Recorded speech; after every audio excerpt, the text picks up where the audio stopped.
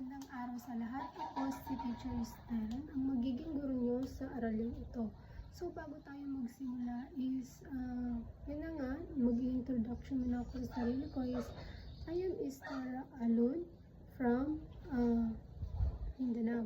So, bago tayo magsimula sa ating lecture is, tatalakayin ngayon is, pray muna tayo. So, nakikita ko na may Christian dito na student ko at may Muslim dito. So, magpipick ako ng dalawang student para mag-lead ng prayer.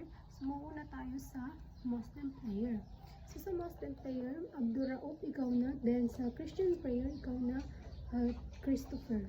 So, let's, please stand up. Everybody stand up para sa ating prayer.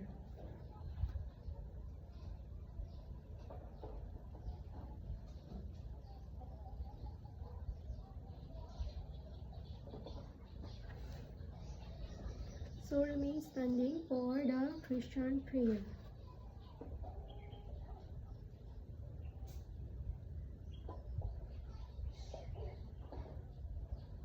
Okay. So please take your seat. Go back to your proper seat. Maleha, dun ka. Dun ka. Sige. So, bago tayo mag-start sa final natin na topic is mag-check muna ako ng attendance. So, Nurhata Maludin, present. Christopher, present. Havilin, present. Rohamida, present. Ivan, present. Intan, present. Rohamida, present. Orhan, Aisha. So, perfect attendance kayo ngayon. So, please stay silent because magla-lecture na tayo sa ating lecture ngayon. So, magsa-start na ako. So, first, may tatanong ako sa inyo. Sino dito yung alam niya kung ano ang sentence? Ano ang sentence? Very good, Rohamida. So, dito, side, ano yung sentence? Very good, Ivan. So, ang tatalakayin natin ngayon is types of sentence according to its structure. So, meron tayong 4 na types of sentence. So, who can give the first? Please, quiet. Okay, the second one. Okay, very good. The third one. Okay. The last one. Okay, alam nyo din pala. So, ano ba sa tingin nyo yung kaalagahan ng types of sentence according to its structure?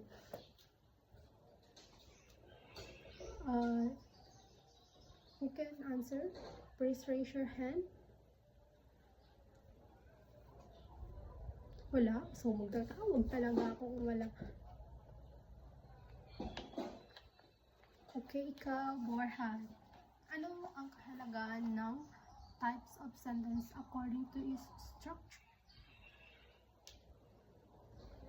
Okay. So, okay, class. So, at the end of this lesson is the learner should be able to identify 4 types of sentence according to its structure. So, pagkatapos ng itong lecture natin is meron kayong matututunan. So, yun na nga, first is may identify nyo yung 4 types of sentence according to structure. So, number 2 is differentiate simple, compound, complex, and compound complex sentence. So, yun yung matututunan nyo pagkatapos ng ating discussion today. So, the number 3 is contrast sentence using the 4-sentence structure. So, makaka-construct kayo ng sentence according to 4 structure ni sentences. So, yun yung matututunan nyo sa lesson natin for today class. So, di ba class kanina is tinanong ko kayo ano yung sentence. So, sentence is a group of words. So, meron tayong dito, example niya is, the student are studying. Di ba sentence yan? Group siya ng sentence. Studying is ginagawa. So, the student is studying. Di ba nag-group siya ng sentence? So, number 2 is, Maria reads a book. Si Maria daw ay nagbabasa ng libro. So, di ba class is sentence siya. So, the last one is, we enjoy learning English. Lahat ng yan is sentence. So, punta naman tayo dito sa types of sentence according to structure. So, ito yung pinaka-main topic natin ngayon, class. So, di ba kanina pinabigay ko sa inyo yung 4 na sentence according to structure. So, very good. Alam nyo, class. Alam kong alam nyo, pero mas palalimin pa natin yung kaalaman nyo. So, kanina sinabi nyo is simple sentence. Very good. Second one is compound, very good. Complex, very good. And last one is compound complex sentence. So, yan yung 4 types of sentence according to structure. So, gets nyo na ano yung 4? Sige nga. Okay, very good. Sa ngayon is tatalakayin na natin kung ano ba yung simple sentence. So nakikita nyo naman class is simple sentence is contained one independent clauses structure. So ibig sabihin daw is subject plus verb plus complete thoughts. Yan yung ibig sabihin ng simple sentence. So again, the simple sentence is contains one independent clauses. Yan yung yan yung simple sentence. So, halimbawa niyan class is, Anna sing beautifully. So, di ba? One sentence lang siya. One independent clauses. Simple sentence. Number 2 is, the dog bark loudly. Yan yung isang halimbawa ng simple sentence. So, last one is, we attend the meeting. So, lahat ng yan is example ng simple sentence. Tandaan ulit, ang simple sentence ay contained one independent clause. Okay? Naintindihan? Kung hindi nyo naintindihan is magtanong lang kayo sa akin. Okay? So, proceed tayo sa compound sentence. Since naintindihan na yung simple sentence, dito naman tayo sa compound sentence. Okay, class? So, ito daw yung compound sentence is contain 2 or more independent clause joined by accordingly conjunction. So, ibig sabihin yung kanina, di ba? Class is isa lang. Yung independent clauses. Pero itong compound sentence na to is contains 2 or more. Ibig sabihin, 2 or higit pang independent clauses. So, halimbawa, fun, voice. So, for, and, nor, but, or, yet, so. So, yan yung conjunction ng compound sentence. So, ang halimbawa niyan is, I studied hard, so I passed the test. So, di ba? 2 phrases siya. So, ay 2 clauses rather, class. So, ibig sabihin, ang compound ay 2 or higit pang independent clauses. Makikita nyo sa example ko, class, is I study hard. So, I passed the test. So, number 2 is the rain stopped and we went outside. Diba? Dalawa siya. First is the rain stopped. Diba? One independent na siya. So, dinagdagan siya and we went outside. So, nagiging dalawa na siya. So, yan yung pagkakaiba ng simple at saka compound. Kung simple ay isa lang, itong compound naman is dalawa. So, gets nyo na, class. May tanong? Okay, walang tanong. Proceed naman tayo sa pangatlong structure ng sentence. It is a complex sentence. So, it contains one independent clause and one dependent clause. So, yung kanina is independent, yung simple is isang independent, yung compound is two or more independent clauses. Itong complex sentence naman, class, is contains one independent clauses and one dependent clauses. So, ano yung sabihin ito? So, commonly subordinating conjunction because thought, although, ito yung mga conjunction niya, yung because, although, since, when, well, while, if, yan yung mga subordinating conjunction niya. So, ang example nito, class, is because it was raining, we stayed inside. Diba? One independent and one dependent clauses. Number 2 is I smiled when I saw my friend. Diba? Nag-smile siya nung nakita niya yung kaibigan niya. So, diba, kayo rin, class? Nag-smile kayo pag nakita niyo yung kaibigan niya. Kahit ikaw. Diba? Sabi ko sa'yo. So, again, ang complex sentence is contain one dependent clause and one dependent clause. So, naintindihan. Proceed naman tayo sa compound complex sentence. So, yung compound complex sentence is contains at least two independent clauses and at least one dependent clauses. So, ang ibig sabihin na to is dalawang independent lang siya, at least dalawang independent and at least one dependent clause. So, ang example nito is, although it was raining, we went to school and we attend our class. Diba? Merong dalawang dependent and isang independent. So, ang formula nito, class, is dependent clause plus independent plus independent. So, diba, nauna yung dependent, sinundan nung independent, and then another independent. Ganon yung compound complex sentence.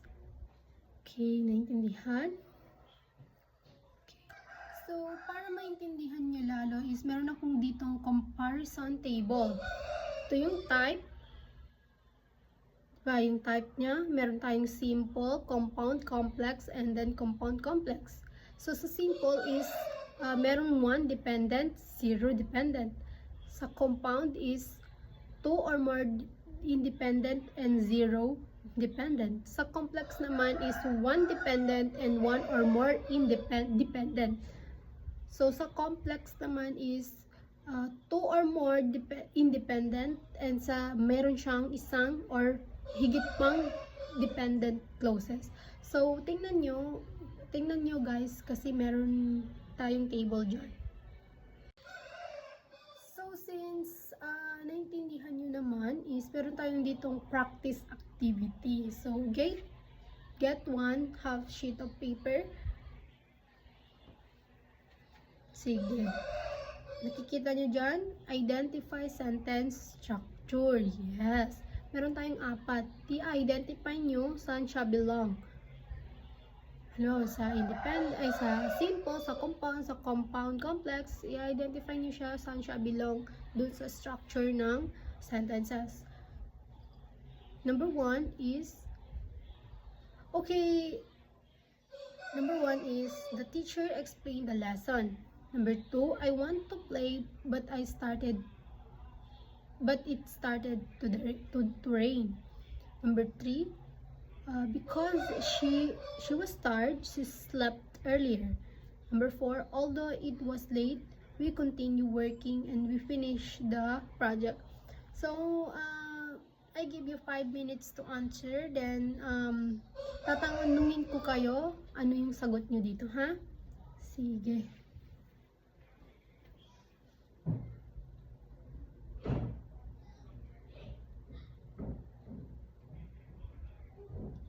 So, tapos na ba? So, mauna tayo sa number 1. The teacher explained the lesson. So, identify mo ano ang structure niya. Okay. So, number 2, ikaw, yun doon sa ulihan. Identify mo ano ang structure niya. Okay. Then, number 3.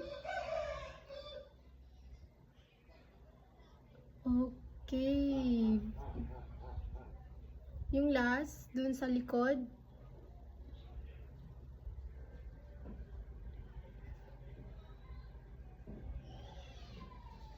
Okay. So, lahat ng paper nyo is kolektahin mo ay siya, tapos ipasa sa akin. I-check ko yan para magsilbing attendance nyo muli since medyo nasa gitna na tayo. Marami na akong nakikitang na inaantok. So, inaantok ba? Inaantok ba kayo? Di, sige, meron tayo ditong generalization. So, general na to ha guys, our class. So, meron ako ditong ipapakita na generalization, complete the statement. So, tatawa ako ng isa para sa sasagot nito. Okay? So, this is the statement. The 4 types of sentences according to structure are, madali na yan siya, class, kasi na-tackled na natin yan lately. Alam kong masasagot niyo yan siya. Okay. Tama ba? Okay, tama. So, wala na ba kayong tanong? Naintindihan na yung topic natin ngayon?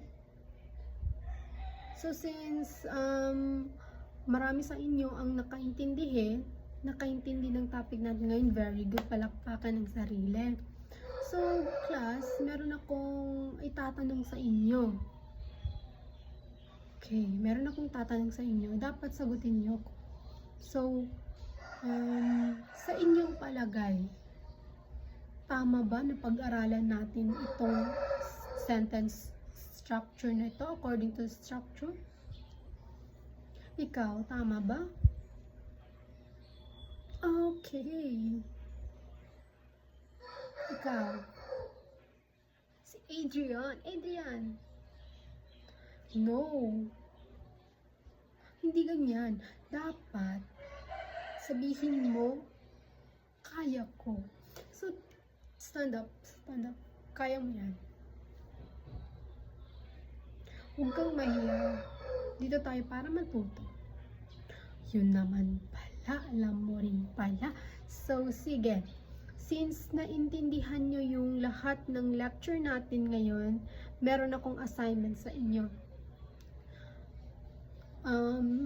Isulat nyo ito sa 1/2 lang. Konti lang ito, class. Huwag kayong mag-alala. Sure ako masasagutan nyo to kasi kung nakinig kayo, masasagutan nyo to.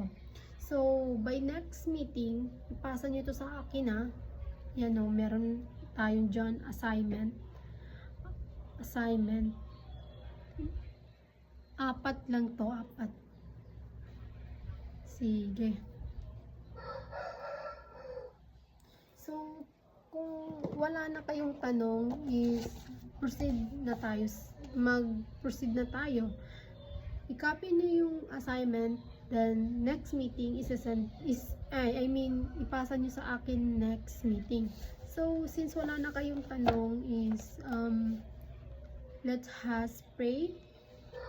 Pray muna tayo bago tayong umalis. I hope na marami kayong natutunan. Alhamdulillah. Sige. So, that's all for today, class. See you on next meeting. Once again, I am your teacher, Isnara Alon.